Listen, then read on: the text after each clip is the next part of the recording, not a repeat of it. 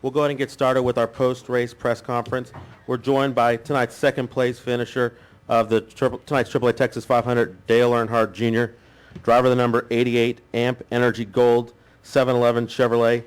This is his fourth top 5 finish at Texas Motor Speedway. Another strong run for you. Talk about your evening. We started off, we came here to test, and all the Hendrick cars came here to test, and it paid off. We started out Saturday morning practice really struggling, and we worked on the car and improved it for the second practice, and then made a lot of changes overnight to go in that direction. When the race started, we had a top 10 car, and I think Steve improved it quite a bit. And the track was kind of coming to us as well. The track conditions that we tested in were real similar to how the race ended. So I think that was in our favor inadvertently. But just real pleased with being able to run well. We want to put forward a good account of ourselves in the chase, because you're in there for a reason, and you don't want to be an also ran. So we feel like that we're doing a lot of good work and getting real close to probably breaking through and getting a win.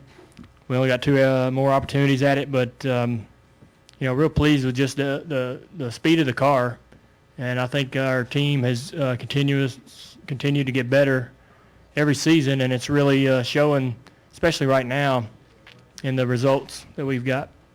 We'll go ahead and open up for questions. I believe there's a question in the press box. Lee Spencer, Fox Sports.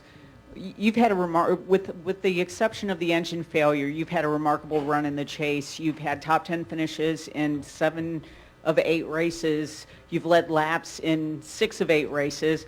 Ran into Stiffy today, and he said, can you imagine where you would be right now if you had not had that engine failure? I mean, you would probably be right in the mix. I mean, you think about that, or you just try to go and do what you do best?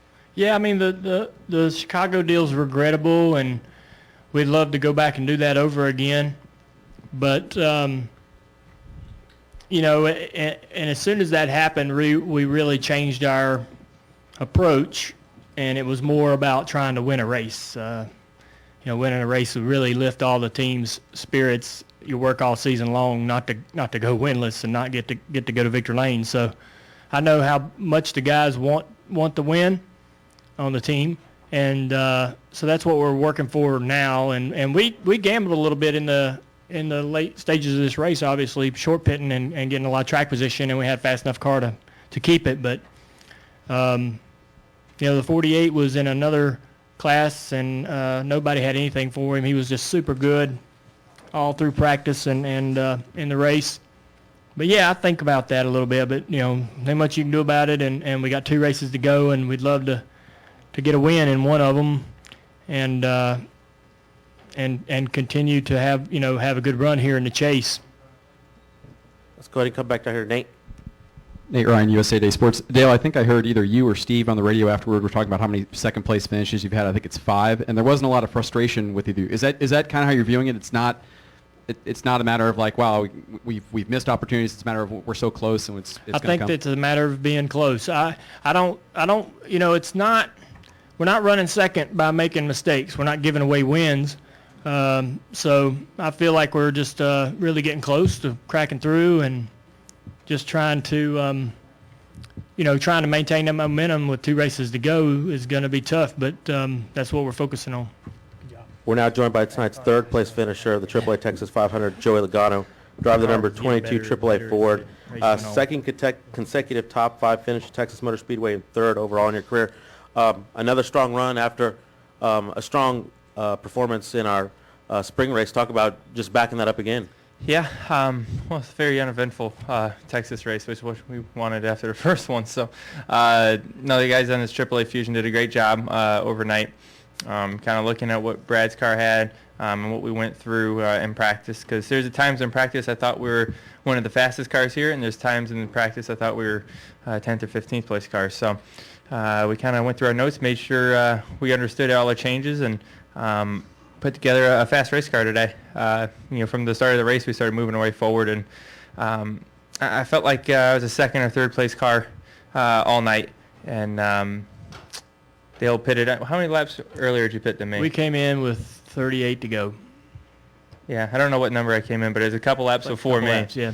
which got Dale in front of me, and I tried my heart out trying to pass him, and we short-filled the car and got a little bit too tight, and couldn't form a good enough run to get to his outside or cross him up, get underneath him. But overall, I mean, we can't be disappointed with third place finish. Just the 48 car was ridiculously fast.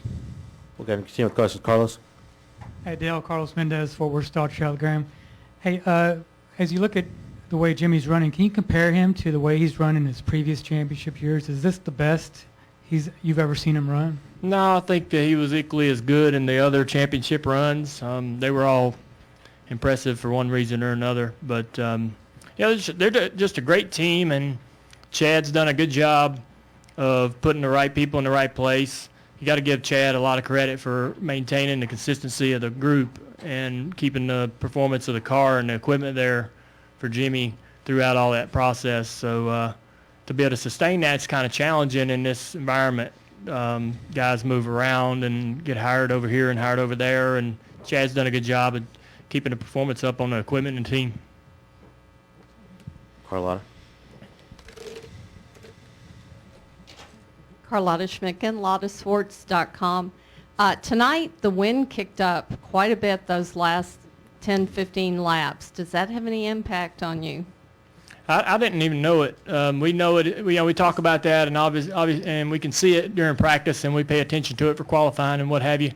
But as the race is going on, sometimes your crew chief will give you that information, but he didn't tell me tonight, so we really weren't worrying about it. You know, the flags, they were out straight. Yeah, the last 9 laps. I was just looking straight ahead and trying to hit my marks. How about you, Joey? When we start looking at flags, we're going to hit a lot of stuff. Yeah. But I didn't think this whole weekend was as windy as what it typically is here. Sometimes you get those big gusts, and, you know, it's the oh crap moments because they're kind of come out of nowhere. But no, I didn't see this one being any more than normal. It was pretty constant wind. At least you kind of know what you're dealing with. Any additional questions? Gentlemen, thank you very much. Thanks. Great, thanks.